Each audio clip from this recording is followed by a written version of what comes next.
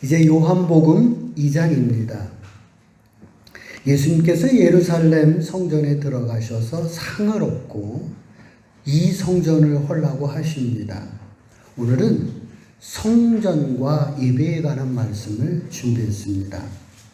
먼저 성전에 대해서 한번 알아보겠습니다. 애굽에서 탈출을 해서 이스라엘 백성들은 광야에서 텐트, 성막을 짓고 예배를 드렸습니다. 이제 가나안 땅에 들어간 이후에 솔로몬 왕 때가 되어서야 성전을 건축물, 성전을 짓게 됩니다. BC 587년에 바벨론이 침공을 받는데 이때 패하면서 성전이 무너지게 됩니다. 이스라엘 백성들이 이제 바벨론의 포로로 잡혀 있다 70년 만에 다시 귀환을 하면서 다시 성전을 짓게 되는데요. 그 포로에서 막 돌아와서 지은 성전이기 때문에 초라했습니다. 그때 총독의 이름이 스룹바벨이었는데요. 그래서 그 성전의 이름은 스룹바벨 성전이라고 불려졌습니다. 이제 로마 시대로 와서요.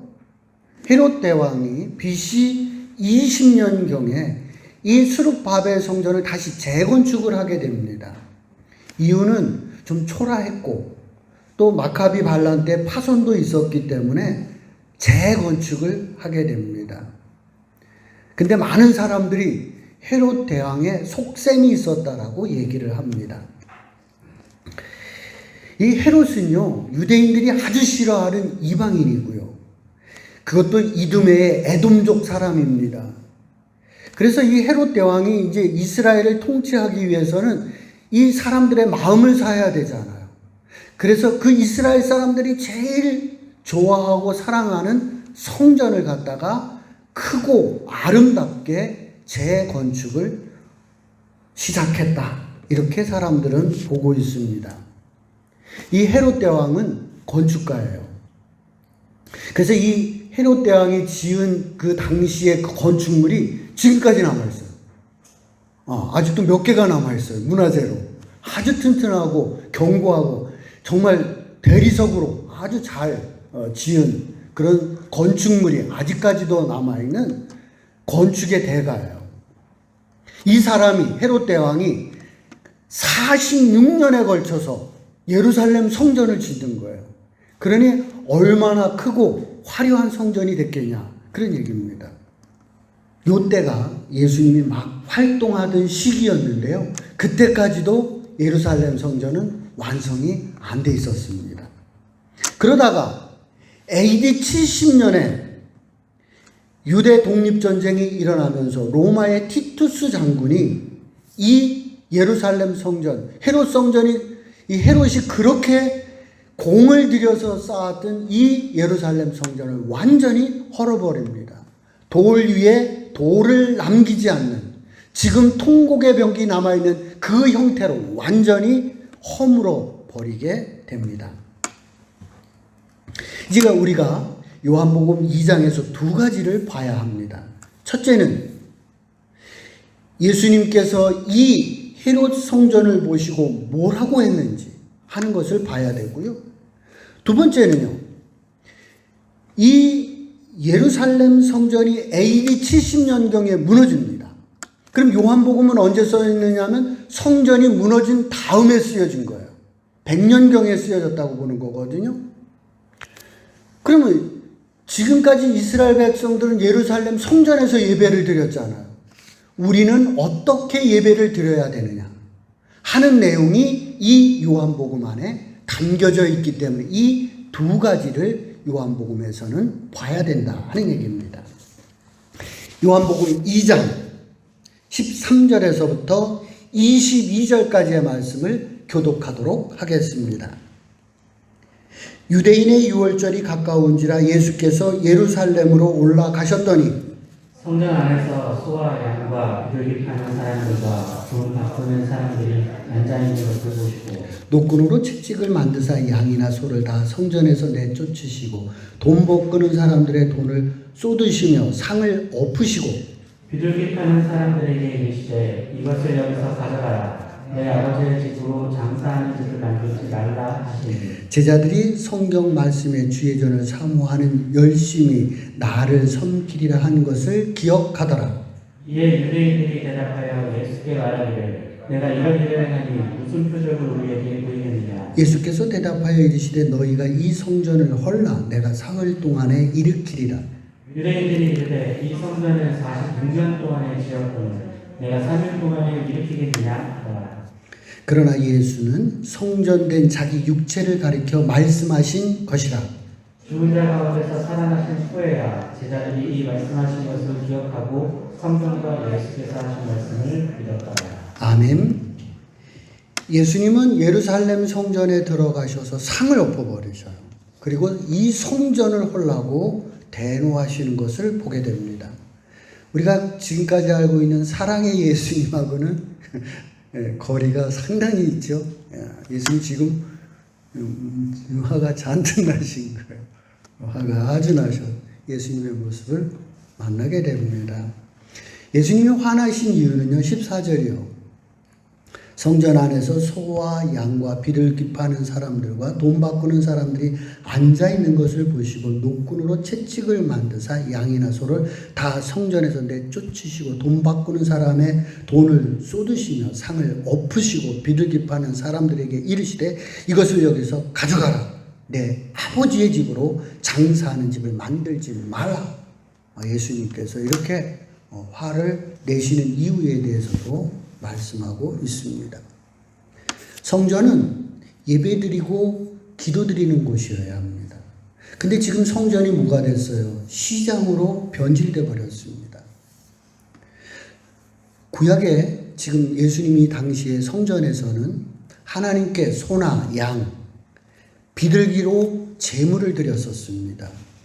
그래서 사람들이 가까운 사람들이야 뭐 양 끌고 오고 소 끌고 있지만 멀리 있는 사람들이 소 끌고 오려면 힘들잖아요. 양 끌고 오려면 힘들잖아요. 그래서 예루살렘 성 밖에 시장이 있었어요. 그 시장에서 양이나 염소를 사가지고 와서 제단에 번제를 드렸단 말이죠. 그런데 지금 예수님 당시에는 이 시장이 예루살렘 성전 안으로 들어온 거예요. 밖에 있었던 시장 마켓이 이 성전 안에서 장사를 했다는 거야. 누가 허락했겠어요? 제사장들이 다 허락을 하고 아는 사람 아름아름해서 이러한 장사, 시장이 형성돼 버렸다는 거야. 유대인들은 성전세를 낸단 말이에요. 성전세를 낸단 말이에요. 반세겔, 한 세겔씩 성전세를 내는데요. 지금 이스라엘은 통용하는 화폐가 로마 화폐예요. 로마 화폐를 쓰고 있단 말이에요.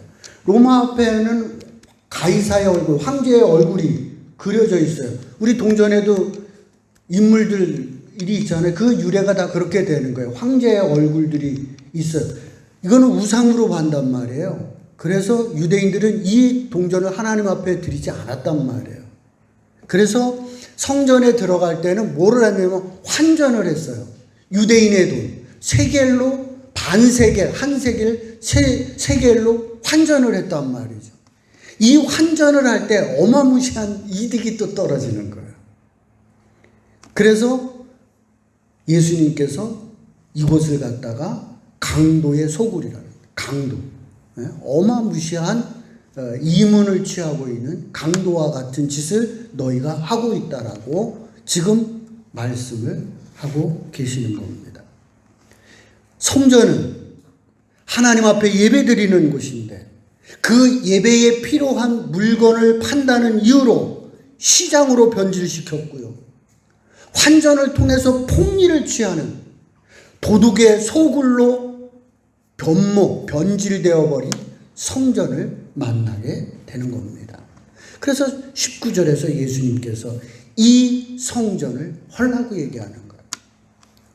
우리 책에는 성전을 정화했다 그러잖아요. 근데 정확히 그 뜻이 아니죠. 뭐 하라고요? 정화가 아니라 어떻게 하라고요? 헐어버리라. 예수님의 정확한 해석은 헐어버리라는 거예요. 뭐 바꾸는 차원이 아니에요. 이거 완전 너희들 완전 변질됐다는. 그 완전 변질되면 어떻게 돼요? 그건 못 먹어요. 그죠? 그건 버려야 되는 거예요. 지금 이 성전은 완전히 변질이 됐기 때문에 헐어버리라고 예수님께서 말씀을 하고 있습니다. 헤롯 성전이 크고 화려했습니다. 그리고 이것이 60년경에 완공이 되는데요. 그러니까 10년 만에 이 예루살렘 성전은 완전히 파괴가 되어버립니다.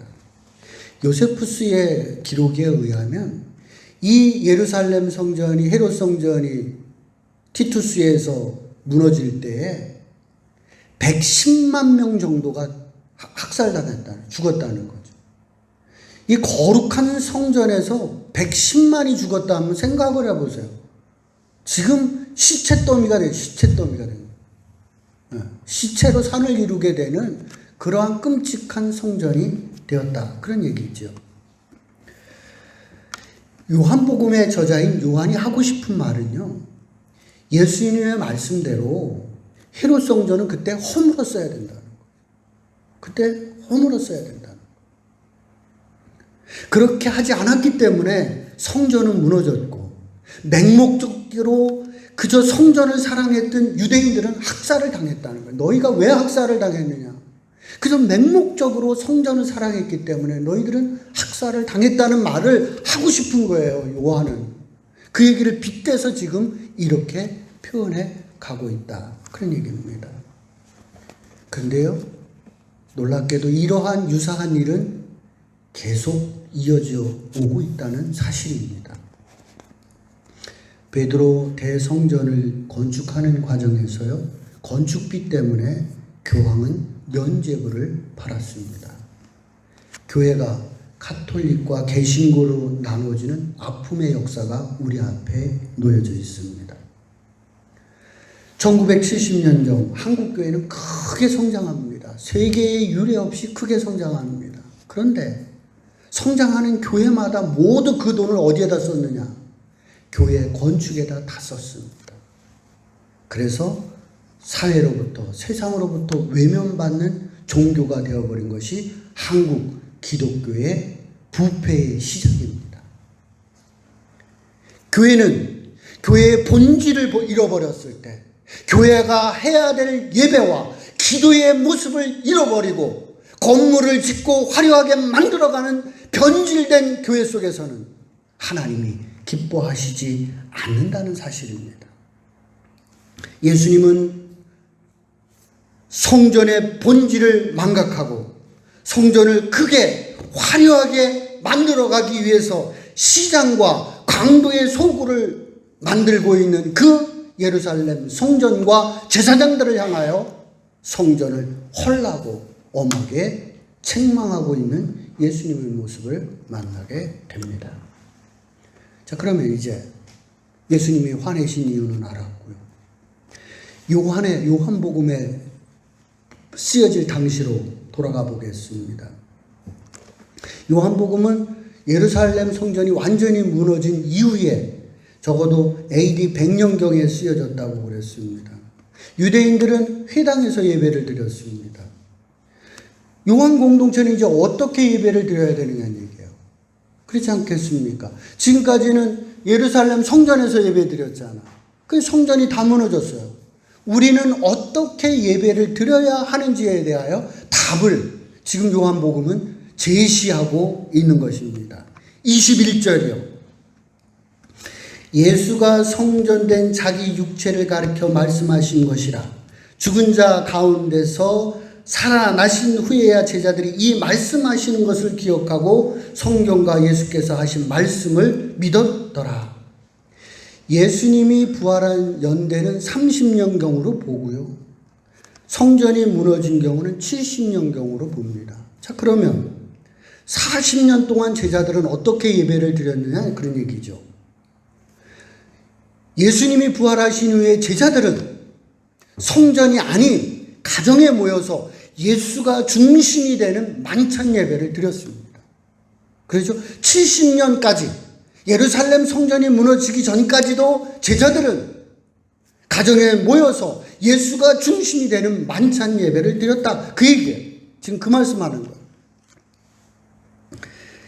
좀 더 이거를 이제 확장을 시켜야 돼요. 예배란 도대체 어떻게 드려야 되느냐 하는 거에 대한 답을 또 요한은 제시를 해야 됩니다.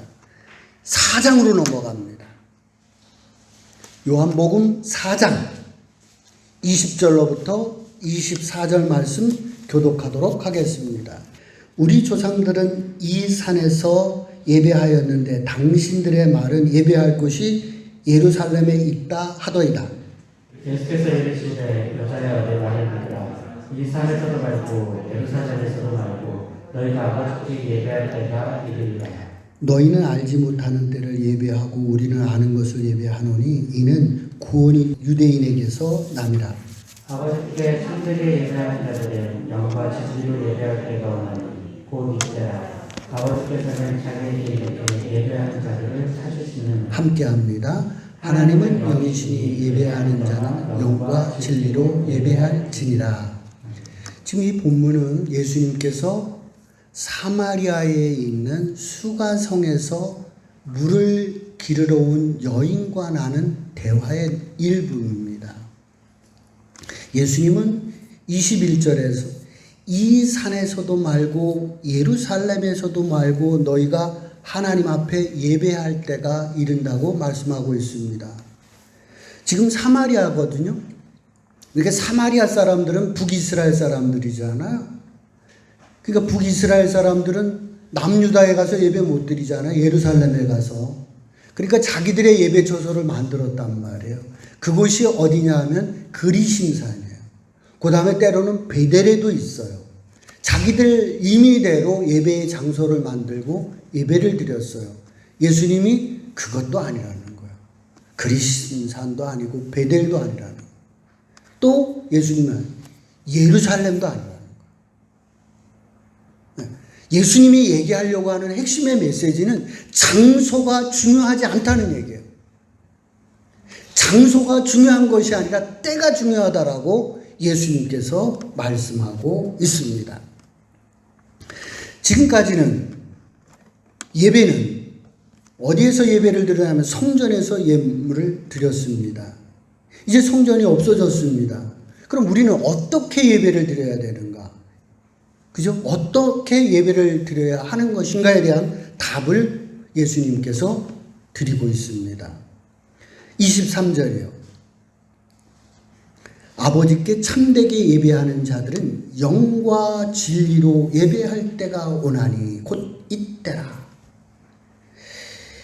이게 개역 성경에는요, 이 신령과 진정으로 예배드리라 이렇게 돼 있어요. 우리가 그래서 입에 익은 거는 신령과 진정으로 예배드리는 거, 이거 우리 입에 익어 있어요. 신령과 진정으로 예배드린다는 거는 어떤 느낌이 들어요? 온 마음 다해, 정성 다해, 뭐 그런 거잖아요. 그렇게 느껴지잖아요. 예. 그 해석이 적절하지 않다는 거예요. 적절하지 않아서 개역 개정판에는 본문의 단어에 충실하게 언어를 바꾸는 거예요. 신령과 진리, 진정의 예배를 갖다 영과 진리의 예배라는 단어로 본문에 충실한 언어로 바꾼다는 거예요. 영은요, 요한복음에서 아주 중요한 보혜사 성령을 얘기하는 거죠. 영과 진리, 그 영은 요한복음에서 중요한 보혜사 성령을 말씀하고 있습니다. 예수님이 부활하신 이후에 제자들에게 성령을 부어주시지 않습니까? 그리고 사도행전에 보면 성령 충만한 가운데서 예배드리고 있지 않습니까? 지금 요한 공동체가 지금 드려야 될 예배의 모습은 뭐냐면 성령 충만한 가운데, 영이 충만한 가운데서 예배를 드려야 된다라고 제시하고 있는 것입니다. 진리의 예배라고 그랬습니다. 진리는 뭐예요? 예수님이 그러죠. 나는 길이요 진리요 생명이다. 그럼 여기서 진리는 누구겠어요? 예수님입니다. 그러죠? 예수가 중심이 되는 예배를 드리라는 거예요. 그러니까 다시 풀어서 설명을 하면 영과 진리는 성령과 예수님이 중심이 된 예배를 드리는 사람들을 하나님은 찾고 계신다라고 해석을 할 수가 있습니다. 그래서 예수님께서는 성전 예배가 아닌 새 예루살렘의 예배를 지금 요한복음에서 제시를 하고 있는 것입니다. 이제 주보를 좀 봐주시기 바랍니다. 지금 주보 맨 앞면에 보면요, 이방인의 뜰, 여인의 뜰 이렇게 있어요. 이 경계선이 있잖아요. 선이 있어요. 거기를 넘어가면 안 돼요. 이방인 여인의 뜰을 보세요. 그 앞에 문이 있잖아요. 그 앞에는 제사장이 지키고 있어요. 여자들은 못 들어가게끔. 그렇게 지키고 있는 거예요. 그래서 그게 여인들은 거기까지밖에 못 들어가요. 안으로 더 들어가 볼까요? 이제 여인의 뜰을 지나가면은 이스라엘의 뜰이 있어요. 여기에서는 남자들이 여기까지 들어가는 거예요. 성전이 있어요. 성전에는 누구만 들어가요? 레위인 제사장만 들어가요. 지성소에는 누구만 들어가요? 대제사장만 들어가요. 이렇게 경계선이 쳐 있습니다. 이제 절 봐주세요. 지금 예수님은요, 사마리아의 수가성에서 여자와 대화를 하고 있어요. 지금 예루살렘 성전의 이 경계가 다 허물어져 버렸죠. 이방인들, 여자들 다 막고 있었잖아. 누구만 예배드려요? 이스라엘의 남자들만 예배드리게 되어 있었잖아. 근데 지금 예수님 어떻게 사마리아의 성에 가서 그 이방인들과 같은 사마리아의 성에 가서 누구를 만나는? 여자를 만나서 지금 대화를 하고 있다. 예수님은 그 모든 지금까지 구약에서 지켜왔던 성전 예배의 틀을 깨시고 새 예루살렘의 예배를 제시하고 있는 것이 바로 수가성의 이야기인 거예요. 자, 그러면요, 이 여인에 대해서 이제 알아보겠습니다. 이 여인은 유대 시간으로 6시에 물을 뜨러 왔다는 거예요. 거기에다가 6시간을, 유대 시간에다 무조건 6시간을 더하면 우리나라 시간 되는 거예요. 우리나라 시간으로 몇 시예요? 12시가 되는 거예요. 한낮에 물을 뜨러 왔어요. 여인들은 대개 물은 언제 뜨는 거예요? 아침에, 저녁에 물을 기르는데 한낮에 물을 뜨러 왔어요. 뭔가 이상이 있는 여인이라는 거죠. 이 여인이 예수님이 묻잖아요. 남편을 데려오니 남편이 없다고. 그 말이 맞다. 이 여인이 5명의 남편이 있는데 지금 같이 사는 남자도 남편이 아니에요. 네. 인생을 살아오면서 이 여자는 정말 목마른 여자인 거예요. 목마른 여인이에요. 그 물과 정말 어울리는 여인, 인생을 살아오는 여인, 수가성의 여인을 예수님은 지금 만나고 계십니다. 옛날 여인들은요, 남자를 잘 만나야 합니다. 호난서론 같은 분을 보면요, 여자가 똑똑하셨어요. 여자가 똑똑했다고 구박을 엄청 당하셨어요. 그분의 글이 어마무시했는데 다 불살라 버렸어요. 하나도 남아있는 게 없어요. 그러니까 여자가 옛날엔 똑똑해도 안 됐어요. 그러니까 남자를 잘 만나야 되는데 이 여자는 남자를 5명이나 만났지만 그럴 때마다 자신의 만족감을 주지 못했던 거예요. 그래서 지금 사는 남자하고도 결혼한 남자가 아닌 거예요. 옛날에는 이웃과도 좋은 관계를 맺고 살아야 됩니다. 지금 이 여인이요, 한낮에 물을 길러러 왔다고 했습니다. 남자들은 사랑방에 모이고요, 여자들은 우물가에 모이는 거예요.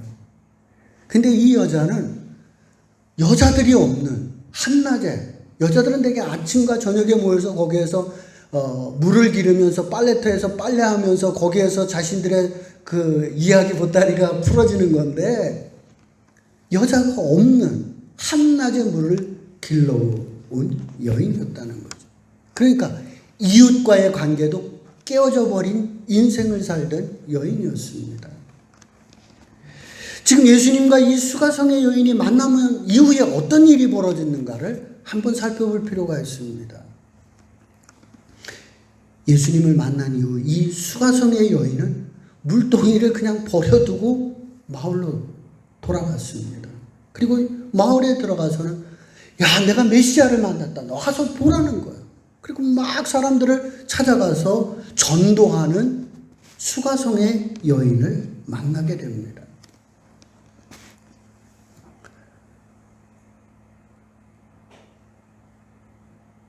이 여인은 마을 여인들과 관계가 단절된 여인이었는데 지금 이 여인은 마을에 들어가서 이제 내가 메시아를 만났다라고 막 자랑하면서 와서 보라고 자기 스스로 자기의 그 어떤 담을 헐어버리는 거예요.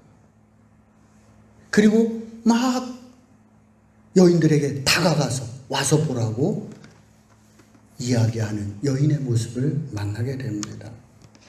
지금 이 여인은 5 남자를 만나면서도 그 마음에 기쁨이 없었어요.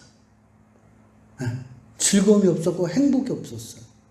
근데 예수님을 만나면서 그에게 가지고 있었던 그 막혔던 그 물에 어떤 뭐라 그럴까, 막고 있었던 것이 탁 터져버린 거예요. 우리 샘물이 터지듯이. 그래서 이 여인은 너무 기쁜 거예요. 그래서 자기가 해야 될 물동이마저 버려두고 그 일을 잊을 만큼 이 여인은 행복했다는 것. 예수님을 만나는 것. 예배 속에서 예수님을 체험하는 것. 그런 예수님의 영과 진리로 예배 드릴 때 어떤 일이 벌어지는가? 정말 우리가 예수님 앞에 영과 진리로 예배를 드릴 때 우리의 막혀있던, 나를 막고 있었던 어떤 것들이 열리는 거예요. 나를 짓누르고 있었던 어떤 것들이, 담들이 허물어지는 거예요. 그래서 내 인생이 회복되고 내 삶이 회복되는 일들이 예배 속에서 일어나게 되는 것입니다. 참된 예배는 나의 필요를 채워주는 차원을 넘어섭니다. 영과 진리로 예배드릴 때 하나님께서 은혜를 주심으로 막혔던 기쁨의 샘물이 솟아나게 되는 줄로 믿습니다. 영과 진리로 예배드릴 때 하나님께서 은혜를 주심으로 종의 멍에가 벗어지게 되는 줄로 믿습니다. 그래서 자유하게 되고 그리고 회복되게 되고 그리고 누리는 삶을 살아가게 되는 줄로 믿습니다. 목동교회 성도들이 영과 진리로 예배에 참여하심으로 말미암아 수가성 여인이 누렸던 이 기쁨을 여러분도 경험하는 제자들이 되시기를 주님의 이름으로 축복을 드립니다. 자, 그러면 이 예배가 오늘 우리들에게서도 이어져야 되지 않겠습니까? 적용입니다. 오늘 이 말씀을 꼭 기억하고 가십시오. 고린도전서 3장 16절 17절 말씀 합독합니다. 시작. 너희는 너희가 하나님의 성전인 것과 하나님의 성령이 너희 안에 계하는 것을 알지 못하느냐. 누구든지 하나님의 성전을 더럽히면 하나님이 그 사람을 멸시하니라. 하나님이 성전은 거룩하니 너희도 거룩하니라. 아멘. 해석해 보시기 바랍니다. 다시 한번 눈으로 해석해 보십시오. 여러분의 언어로 해석해 보십시오. 이 예배를 드려야 되는, 이런 예배를 드려야 되는 거예요. 해석해 보십시오. 몸이 뭐라고요? 몸이 뭐라고요? 그 몸이, 성전이 어떻게 돼야 돼요? 영으로 충만해져야 돼요. 그죠? 영으로 충만해져야 되는 거예요. 기도와 찬송과 말씀으로 거룩한 상태에서 여러분들이 예배를 드리라는 거죠. 그렇게 되면 그게 영과 진리로 드리는 예배고, 그런 예배를 드릴 때 오늘 수가성에서 일어났던 그 기쁨의 일들이 모습과 형태는 달라도 나에게도 일어난다. 나를 누르고 있고 나를 막고 있었던 것들이 뚫리고 무너지고 허물어지면서 자유와 기쁨과 해방을 경험하는 일이 우리에게 나타나게 될 줄로 믿습니다. 목동교회 모든 성도들이 영과 진리로 예배드림으로 말미암아 자유와 누림과 기쁨을 회복하는 성도들이 되시기를 주님의 이름으로 축복을 드립니다.